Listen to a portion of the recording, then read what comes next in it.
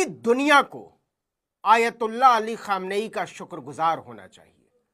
उन्होंने केवल ईरान की लड़ाई नहीं लड़ी है, हर उस देश, हर उस समाज, हर उस इंसान की लड़ाई लड़ी है जो अमेरिकी जुल्म को बर्दाश्त करके चुपचाप बैठे हुए थे और बैठे हुए हैं।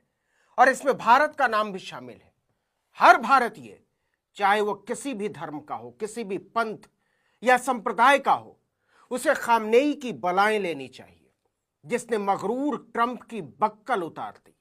और ना भी माने तो इससे यह सच बदल नहीं जाएगा कि खामनेई इतिहास के सूरमा नायकों में दर्ज हो चुके हैं, जिन्होंने हर तरफ से अलग थलग कर दिए जाने के बावजूद अमेरिका को, इजराइल को धूल चटा दी और जिसकी गर्जना के सामने इजराइली पत्ते की तरह कांप उठे।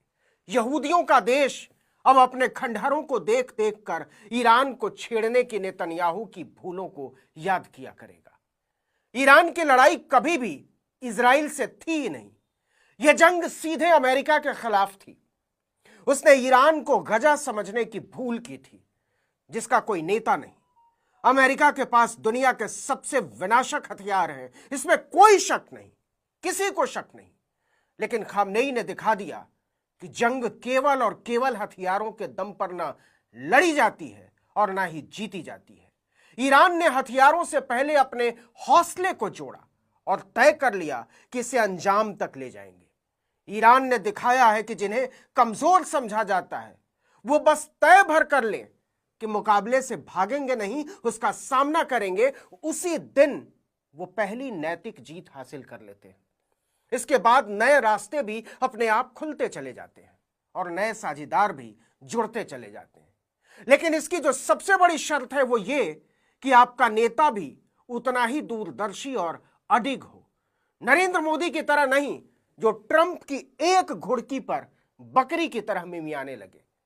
खामनेई किसी धौंस में नहीं आए। उन्होंने कभी भी अपनी विदेश नीति के साथ समझौता नहीं किया। चारों तरफ से शत्रुओं से घिरे होने के बावजूद कभी अपनी सेना को युद्ध भूमि से पीछे नहीं खींचा।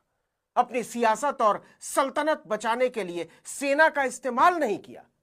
अगर आज अमेरिका ईरान के आगे झुका हुआ है, डरा हुआ है, तो इसलिए कि ईरान के पास खामनेई की तरह का अडिग नेतृत्व है। उन्होंने दिखा दिया कि अगर कोई देश अपनी शर्तों पर जीने के लिए मरने को तैयार रहे तो सुपर पावर को भी घुटनों के बल लाया जा सकता है। ईरान ने यह उदाहरण पेश करके दिखाया है।